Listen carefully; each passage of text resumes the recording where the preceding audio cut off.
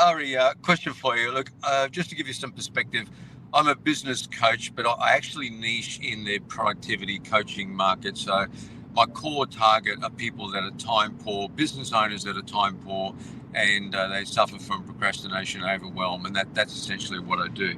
So I'm quite fortunate, due to everything you've taught me, everything I've reviewed with your resources, that when I get them on a call, I can actually have I'm very happy with my conversions. In fact, I actually work out whether I want to work out with them or not.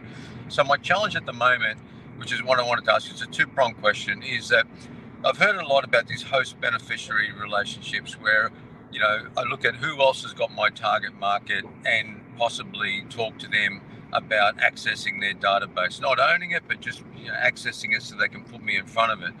So my questions are twofold. The first one is, knowing that I'm in the productivity space, looking for time poor people, what might you suggest as target markets or people that are already, not associations, but people that are already likely to have those sort of customers?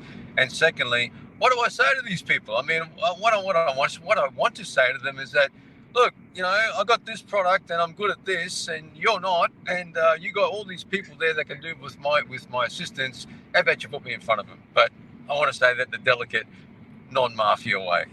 Sure. The first thing I would do, as I'm hearing that scenario, is productivity. First of all, the generic concept applies to anybody. What I would do if I would niche down into an industry. Say plumbers, for instance. I'm thinking out loud here.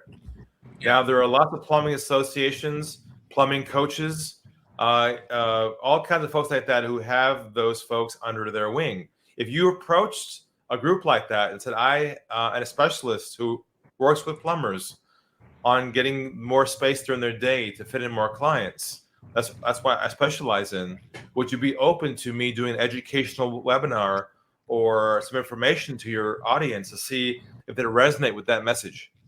Would you be open to that? See, that's a much safer approach than let me sell you my product to your clients.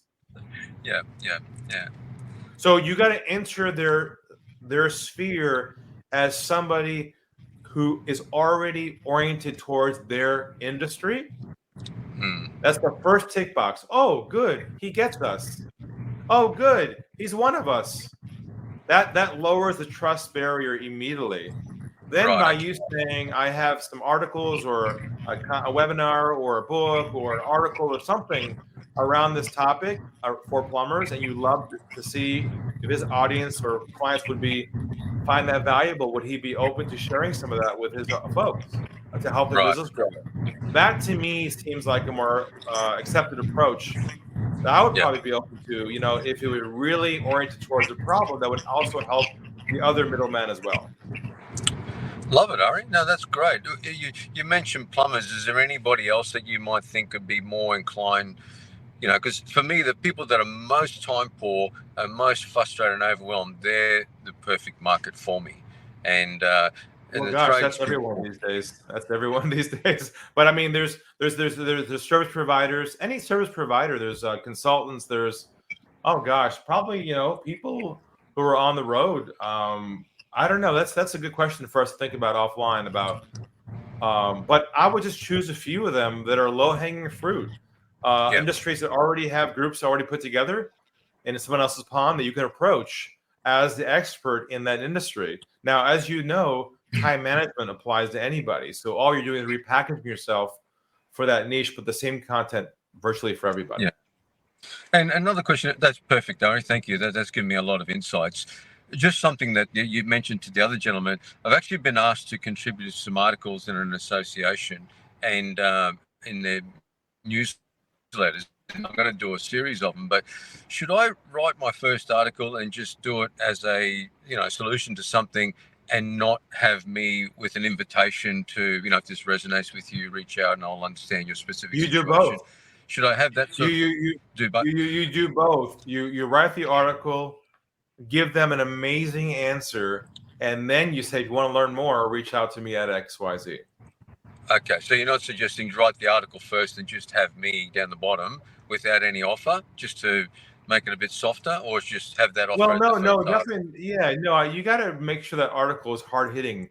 It has to give unpack the problem, give a clear answer, and then at the bottom you can have a bio or a next step that says, you know, who you are, and then if you'd like to have a complimentary consultation or whatever your offer is, put it right in there. Okay, so you wouldn't do just the article with the solution and no offer. Perfect.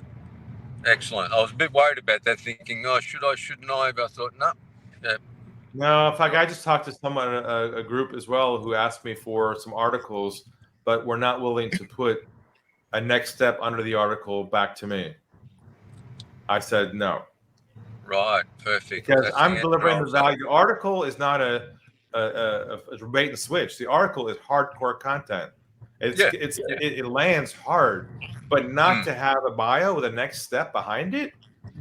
Why would I do that? Yeah, it's just like a waste of time. Man, you're a genius. Thank you very much, Ari. That's perfect. Thanks, Sam.